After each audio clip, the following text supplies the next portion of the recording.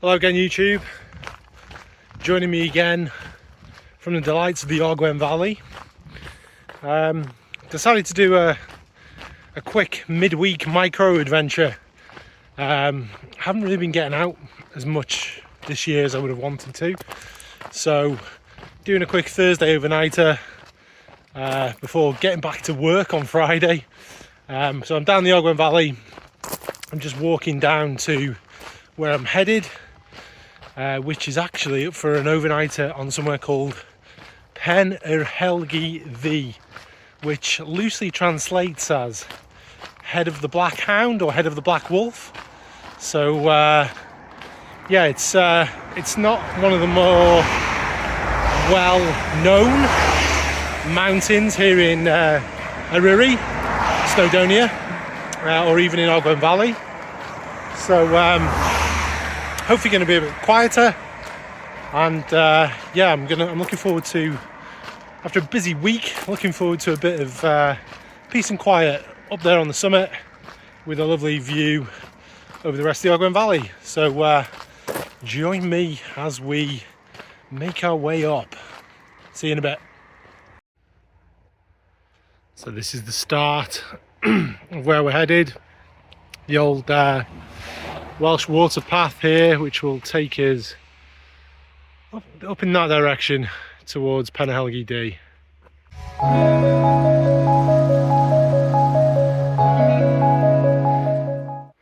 So there's no real lead-in to this route, because as soon as you start the Welsh water path to the reservoir, you're faced with this little quad burner. So you're straight into it, guys. This isn't one for those who doubt their mountain fitness. It's a pretty steep climb straight from the get-go.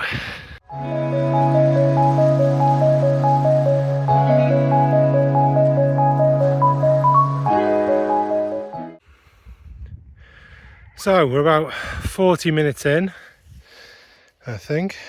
Yep. 40 minutes in up the reservoir road here. You see Tryfan, the Gliders, Agarn and the Ogwen Valley there in the background, and we're panning around here past Penrhol Wen, Carneddau, and up there is Carneddau, I think, which is a much underappreciated mountain, second highest mountain of the Welsh 3000s. And we're just going to carry on following this reservoir road round. The reservoir's hidden just beyond that knoll there, and then there's a bit of a hellish climb and a little grade 1 scramble up onto the summit here of Penhelgi D. Like I said, this climb and scramble, it's not particularly technical, it's just a slog, just hard work. So hopefully once I'm up there in the morning, I will come off this like flank, this arm, and then rejoin up with the road at a lower point there. Just make life easy on myself in the morning, because when you're tired and you've already expended a load of effort the night before, you don't really want to be repeating it early morning on the way back to the car. So the car's parked down there on the road in Ogwen Valley. Interestingly, I had an interesting experience with the campsite that's at the bottom of this reservoir road. They advertise that they offer parking. You can pay just for parking rather than an overnight camp. I won't name them as not to get myself in any trouble. But when I went up to the farmhouse and inquired about parking the car overnight, they said no, we don't allow people to park overnight as we do not support wild camping. Now, whether that's a commercial decision from themselves, being a campsite, or they just don't agree with wild camping in general, I thought that was an interesting position to take, and maybe one I'll pick back up in the tent later on, and we can have a bit of a discussion about that over a cook-up. But yeah, any thoughts on that, guys? Drop them in the comments. I thought it was an interesting position to take. But for now, let's get on with it. So there's fun on Lligwy, guys. The reservoir. Probably a nice little spot there on that little peninsula for a wild camp if you didn't fancy going so far. But yeah, really nice and quiet and serene before the noise starts. And by noise I mean the screaming of my calves as we head up here. Go for a midweek wild camp, he said. It will be fun, he said. Ah. So up there, guys, you can see the little grade 1 scramble that we have to negotiate to get to the summit. Like I said, nothing too technical. Yeah, a bit of hands-on rock, but the exposure is low. It's quite easy to find your route up it. And if you're really concerned, you could always kind of drop around it and then go back up. So there's always another way, generally speaking, unless it's one of the more difficult scrambles here in Snowdonia. There's always another way to negotiate them and make them a bit easier on yourself.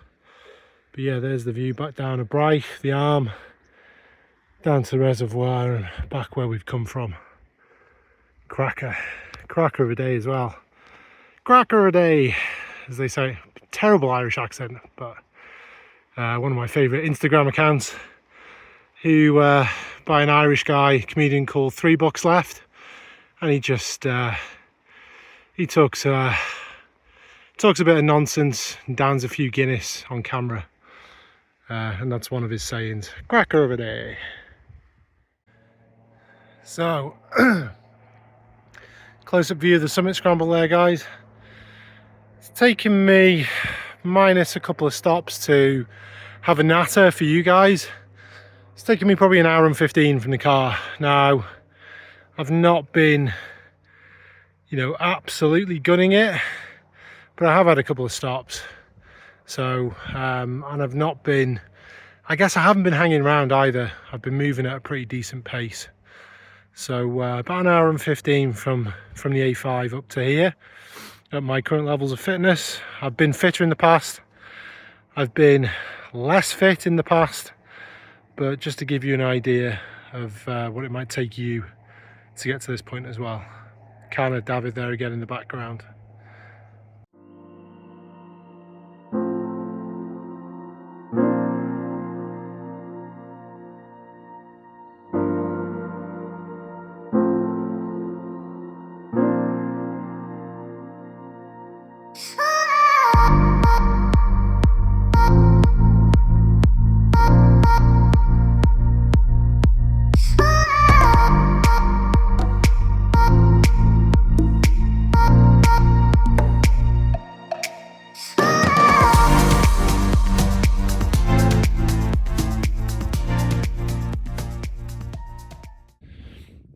Here we are, guys, coming to the summit of Ponies D.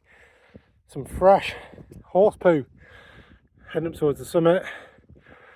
So that horse poo is a signal that the Carneddau ponies are nearby. So in the Carneddau range over here, so behind kind of Carneddau there, and looking over there towards Carneddau Gwen Llian, etc., there are wild ponies and they kind of roam free. So if you're lucky enough, you might come across them in this video. Or if we're lucky enough, or if you're up here yourself, you might come across them. Again, this area of the Carneddau is so underrated.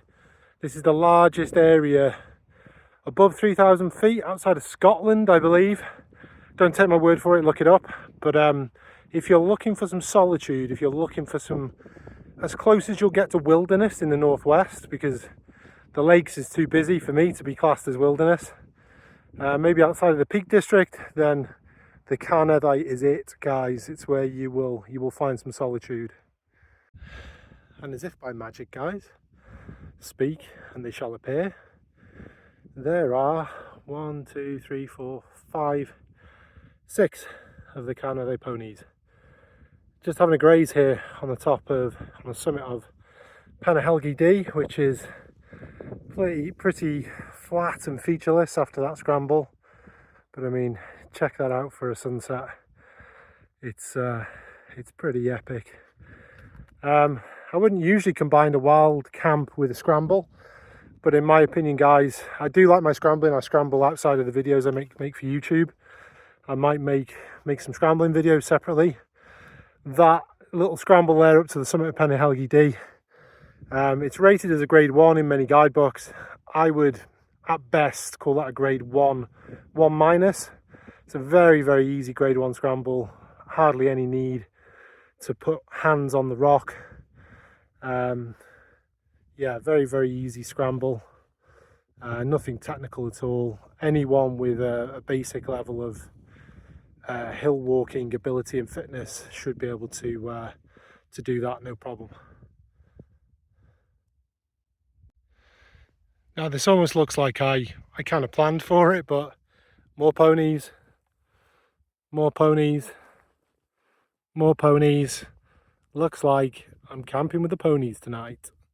A very unexpected treat.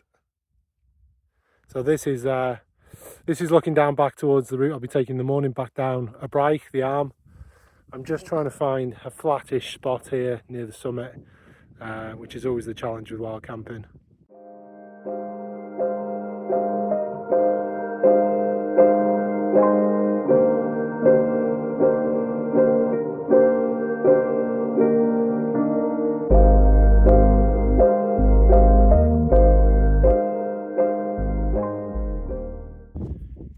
So there we are, guys, all set up with a backdrop of ponies.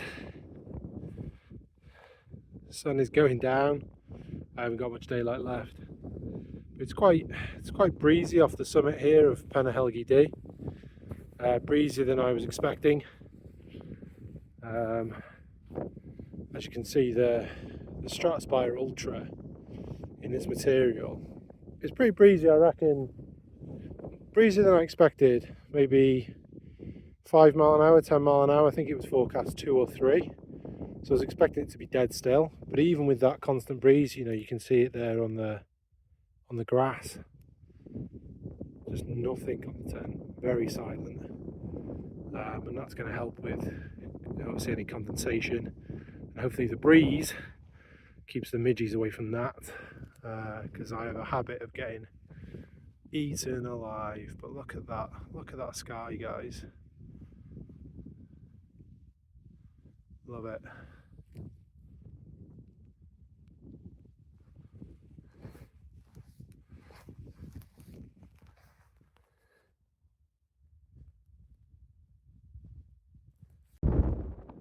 Look at that for a sunset.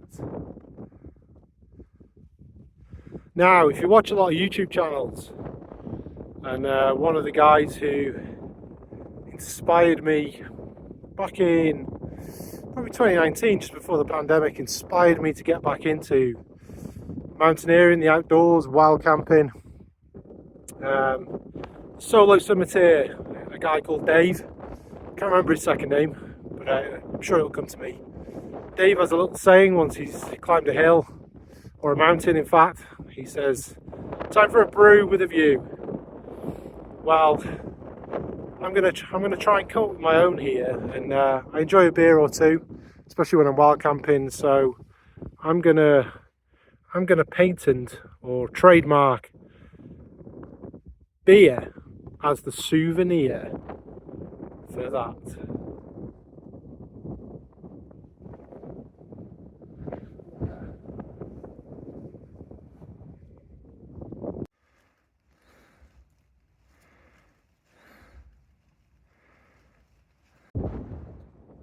So hopefully you can hear me above the wind, which from a little breeze has stepped up a bit, but I'm definitely having that one. Beer as the souvenir for that view. What an amazing view. I mean, these videos will never capture or do justice the views you see when wild camping, but hopefully it's something I can look back on, and yeah, it just helps with you know, the memories of what you've done, where you've been, and yeah, it's maybe something I wanted to talk about. Like, why do these videos? Like, who's it for? Is it for clicks? Is it for likes?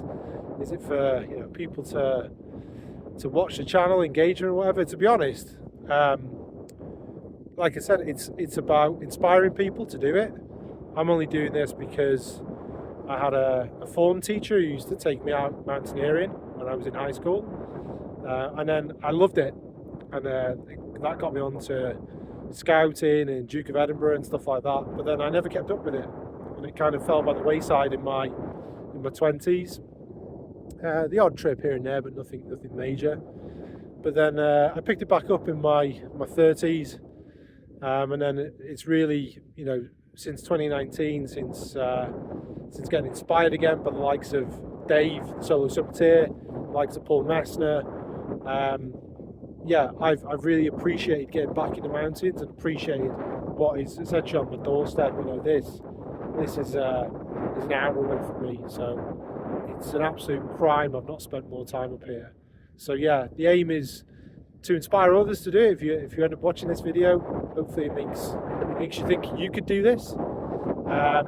It's to capture the memories, maybe show the kids when I'm older, because I think a video captures more than photos can. But I still enjoy taking the photos while I'm up here. But yeah, the main thing is to capture the memories as well and have something to look back on. So cheers, guys. Hope you've enjoyed the video up until this point. I'll bring you back in the tent when I'm making some dinner. So my watch is telling me we're at 833 meters, and the wind is directly behind me, so I would say it's an southeasterly wind, which is a little bit unusual. It's kind of the sun is really going down now, but yeah, check out that sky, guys.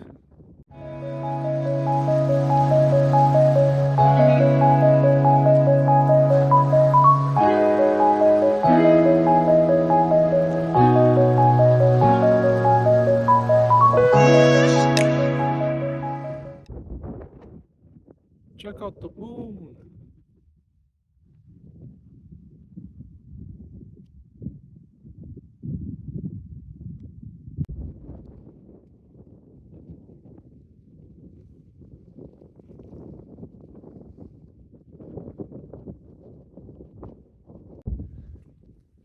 So as we always say, guys, leave no trace. Early start for me today, because I'm at work this morning. Look at that for a cloud inversion though. Holding the Ogwen Valley with a lovely inversion. So down to Chigwe Reservoir last night.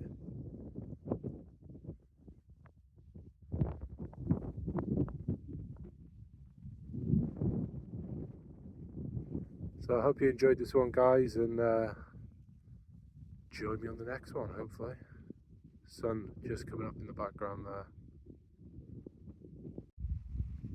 I know I said see you guys, but look at the colour of that sunrise over Penllethrig Eryri, which again is I don't know the etymology of the name, but it's an amazing name because it means slippery head of the witch.